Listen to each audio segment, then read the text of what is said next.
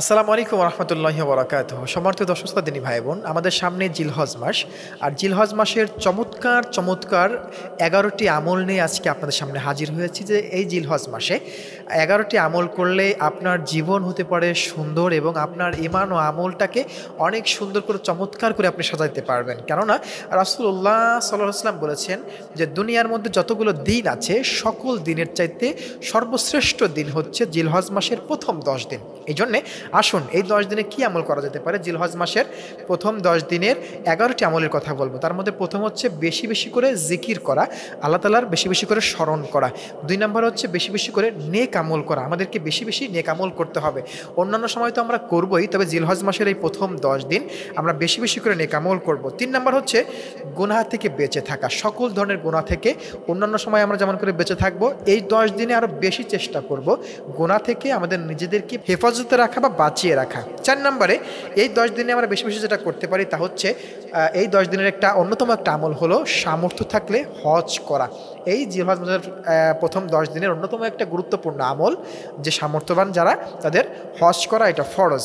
এরপর 5 নম্বর যদি আমরা বলি তা হচ্ছে সামর্থ্য যাদের রয়েছে তাদের কুরবানি করা। সামর্থ্য থাকলে কুরবানি করতে হবে জিলহজ মাসের 10, 11, 12 এই 3 দিনের যে কোনো একদিনে। এরপর জিলহজ মাসের অন্যতম একটি আমল হলো যে যারা কুরবানি করবে তারা বিশেষ করে জিলহজ মাসের চাঁদ দেখার শুরু থেকে কুরবানির আগ পর্যন্ত তাদের হাত পায়ের নখ এবং তাদের চুল দাড়ি গোঁফ তারা কিচ্ছুই কাটবে না। রাসূলুল্লাহ বলেছেন যদি কোনো ব্যক্তি এই আমলটা করে তাহলে তার আমল নামায় একটা কবুল কুরবানির সওয়াব দিয়ে দেওয়া হয়। সুবহানাল্লাহ। এই জন্যে জিলহজ মাসের চাঁদ দেখা থেকে শুরু করে নিয়ে ঈদের দিন অর্থাৎ কুরবানির আগ পর্যন্ত কোনো প্রকার চুল নখ এ জাতীয় কিছুই শরীর থেকে অবাঞ্ছিত লোম যেগুলো আছে এগুলো কাটা যাবে না। এরপরে যে আমলটি রয়েছে তা হচ্ছে বেশি বেশি করে তাকবীর পড়া। উঠতে বসতে এখানে সেখানে চলতে ফিরতে বেশি বেশি করে তাকবীর, তাহলিল, তাসবিহ, তাহমিদ অর্থাৎ সুবহানাল্লাহ, আলহামদুলিল্লাহ, আল্লাহু আকবার, লা ইলাহা ইল্লাল্লাহ, বিশেষ করে আল্লাহু আকবার, লা ইলাহা ইল্লাল্লাহু, আল্লাহু আকবার ওয়ালিল্লাহিল হামদ, এই আমলটা বেশি বেশি করে করা। এরপর রয়েছে যে 9 জিলহজ থেকে 13 জিলহজ আসর পর্যন্ত এই তাকবীরটা ফিক্সডভাবে প্রতি ফরজ নামাজের পরে উচ্চস্বরে একবার অন্ততপক্ষে পুরুষদের জন্য পড়া ওয়াজিব, আর মহিলাদের জন্য নিচু আওয়াজে আস্তে আস্তে প্রত্যেক ফরজ নামাজের পরে একবার পড়া ওয়াজিব। কোন তাকবীরটা? এইটা যে আল্লাহু আকবার, লা ইলাহা ইল্লাল্লাহু, আল্লাহু আকবার ওয়ালিল্লাহিল হামদ। এই তাকবীরটা 9 জিলহজ ফজর থেকে 13 জিলহজ আসর পর্যন্ত প্রতি ফরজ নামাজের পরে একবার করে পড়া এটা ওয়াজিব। প্রথম দশকে বেশি বেশি করে তো পড়বেনই, তবে 9 তারিখ থেকে 13 তারিখ পর্যন্ত প্রতি ফরজ নামাজের পরে পড়া এটা আবশ্যক।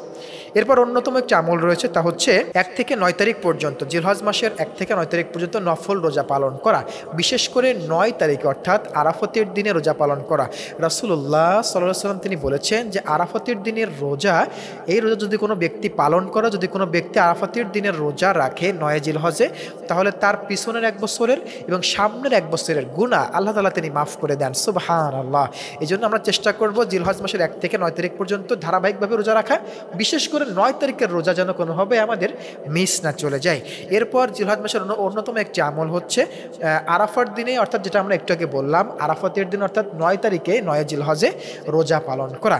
এরপর 10 নম্বর হচ্ছে ঈদুল আজহার সকল সুন্নাতগুলো আমল করা। ঈদুল আজহার দিনের যে সুন্নাহ আমলগুলো আছে এই আমলগুলোকে অবশ্যই পালন করতে হবে, কারণ হচ্ছে ঈদুল আজহার দিনের সুন্নাহগুলো আমল করে দেন আমরা ঈদের মাঠে অবস্থান করব। আল্লাহ তাআলা আমাকে আপনাকে প্রত্যেককেই এই জিলহজ মাসের যে আমলগুলোর কথা বললাম এই আমলগুলো বাস্তব জীবনে আমল করার তৌফিক দান করুক। সকলেই বলছি আল্লাহুম্মা আমিন।